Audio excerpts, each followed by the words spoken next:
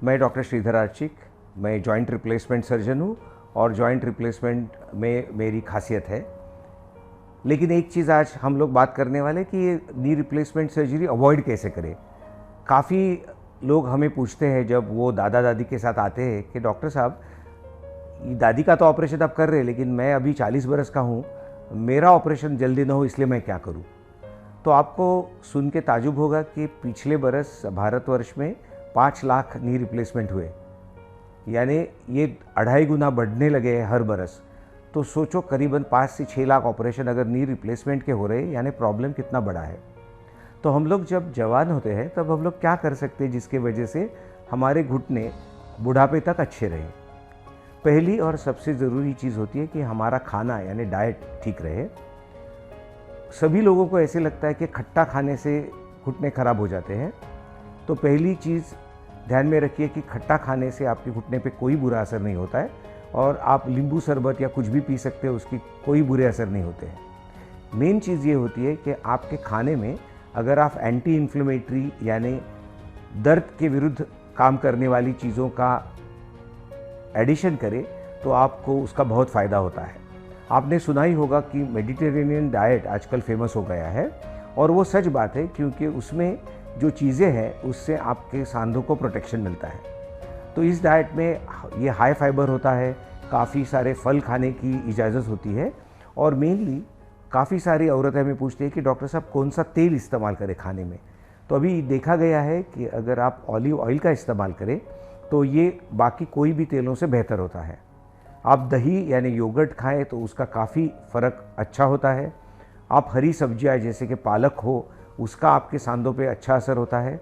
अगर आप नॉनवेज खाने वालों में से हो तो मछलियों में काफ़ी सारी चीज़ें होती है जिससे आपके सांधों का विनाश टल सकता है।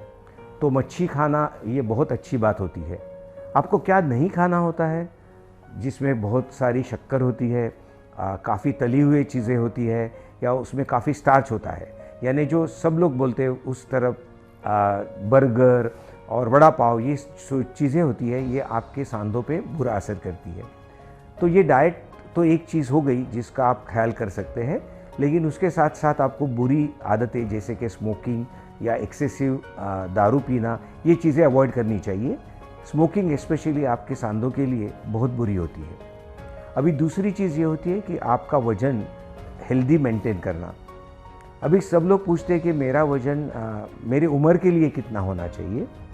एक्चुअली आपका वज़न उम्र के हिसाब से नहीं, आपके ऊंचाई यानी हाइट के हिसाब से देखा जाता है। तो आप कैसे कैलकुलेट कर सकते हैं कि मेरा आइडियल वेट कितना होना चाहिए। तो एक सादा फॉर्मूला है, आपकी जो हाइट है वो सेंटीमीटर्स में आप गिनिए। समझो आपकी हाइट 150 सेंटीमीटर यानी 5 फुट हो, तो उसमें से 100 अंक कम कर दीजिए, जो बाकी रह गया वो आपका आइडियल वेट होता है। यानी 150 सेंटीमीटर हाइट के मर्द का वज़न 50 किलो होना चाहिए। अगर वो ज़्यादा हो तो आप कैसे कम कर सकते हैं। तो आजकल टेक्नोलॉजी आपको इस काम में काफ़ी मदद करती है। आपको काफ़ी सारे ऐप मिलेंगे जो आपको आपका डेली कैलोरी इंटेक बताएंगे।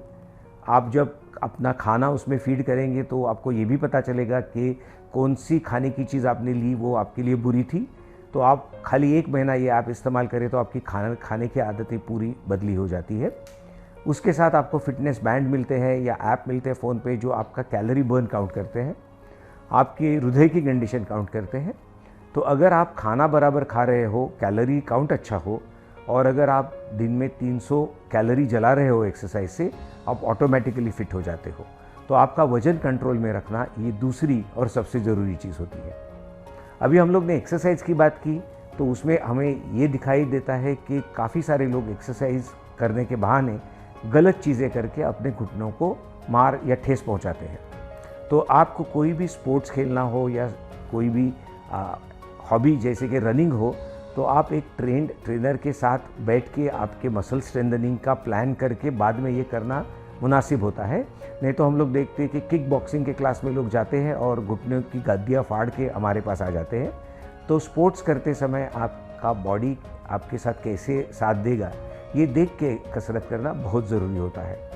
काफ़ी सारे लोगों को रनिंग, मैराथन रनिंग, ये लॉन्ग डिस्टेंस रनिंग करने को अच्छा लगता है, लेकिन उन्हें ये नहीं पता होता है कि एक सादी चीज़ होती है, उसको हम लोग कहते हैं रनर्स असेसमेंट। तो अगर आप आपके डॉक्टर से मिले तो हम लोग आपकी असेसमेंट करके, आपके शूज़ में बदलाव करके आपका रनिंग कैसे अच्छा हो ये भी आपको सजेस्ट कर सकते हैं। तो कोई भी स्पोर्ट्स या इवन आपको जिम जाना हो तो ट्रेनर के गाइडेंस के नीचे अगर आप ये चीज़ करें तो आप ज़्यादा फिट रहेंगे। और इसमें रनिंग आ गया तो उसमें सबसे ज़रूरी चीज़ है कि अगर आपके घुटनों का ख्याल आपको करना है तो आप कौन से तरह का फुटवेयर इस्तेमाल करते हैं ये भी बहुत ज़रूरी होता है। मसलन अगर आप हाई हील्स का इस्तेमाल करते हो तो हाई हील्स से आपके घुटनों पे काफ़ी बुरा लोड आता है और आपके घुटने डैमेज हो सकते हैं। तो इसके लिए अच्छे शूज़ पहनना ज़रूरी होता है और जितना अच्छा कुशनिंग हो और जितना अच्छा आर्च सपोर्ट हो उतना वो फुटवेयर आपके लिए अच्छा होता है। तो आप कोई भी काम करते समय या इवन स्पोर्ट्स खेलते समय अच्छे फुटवेयर का इस्तेमाल करें, ये काफ़ी ज़रूरी चीज़ हो जाती है। उसके साथ रेगुलर एक्सरसाइज जैसे वॉकिंग, स्विमिंग, बाइकिंग ये भी अच्छा होता है। इतना सब करके भी अगर आपके घुटने में दर्द होने लगा तो आपको ट्रेंड डॉक्टर के पास जल्दी जाना ज़रूरी होता है, क्योंकि सही जांच हो गई तो आपके घुटने आप जब जवान होते हो तो बचा सकते हैं। काफ़ी बार हमें ये दिखाई देता है कि कुछ लोगों के घुटने टेढ़े होते हैं, पैदाइशी टेढ़े होते हैं, और अगर ये हम लोग ने जल्दी डायग्नोज कर लिए तो उनको हम लोग सीधे कर सकते हैं। तो आपको बुढ़ापे में नी रिप्लेसमेंट की नौबत नहीं आ सकती है। तो इसके साथ आपकी नींद अच्छी रहे, खाना अच्छा रहे और एक्सरसाइज करते रहे तो आपके घुटनों की जो आयु है वो काफ़ी बढ़ जाती है। तो अगर संक्षिप्त में या इन शॉर्ट बताया जाए तो अगर आप चाहते हैं कि आपके घुटने जो आपके 30 बरस की उम्र में हो वही आपको 80 बरस तक साथ दें, तो आपके वज़न की तरफ ख्याल कीजिए, वज़न कंट्रोल में रखिए, डेली कुछ फिटनेस एक्टिविटी चालू कीजिए।